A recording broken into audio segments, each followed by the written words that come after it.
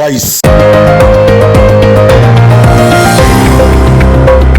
Kovai GKNM மருத்துவ ஆராய்ச்சி மற்றும் வெளிநோயாளி மையம் மிகப்பெரிய ஒருங்கிணைந்த வெளிநோயாளி மையம் என்ற சாதனையை படைத்துள்ளது. ஆசிய புக் ஆஃப் ரெக்கார்ட் சர்வதேச IPR பதிவுகளின்படி நிகழ்வை நடத்துவதற்கான விரிவான வழிகாட்டுதல்களையும் நிபந்தனைகளையும் வெளியிட்டிருந்தது.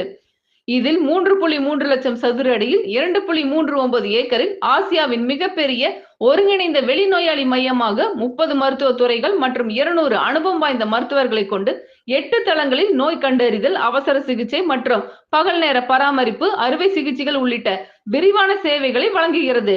இதனுடன் யோகா மற்றும் அக்குபஞ்சர், 24 மணி நேர மருந்தகம் மற்றும் ஹோம் ஹெல்த் சேவைகள் இடம்பெற்றிருந்தன.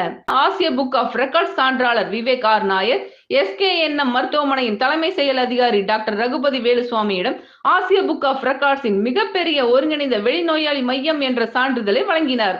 இதனை மருத்துவமனை நிர்வாகிகள், மருத்துவர்கள், செவிலியர்கள், ஊழியர்கள் உட்பட ஏராளமானோர் ஆரவாரத்துடன் பெற்றுக்கொண்டனர். கோவை வாய்ஸ்.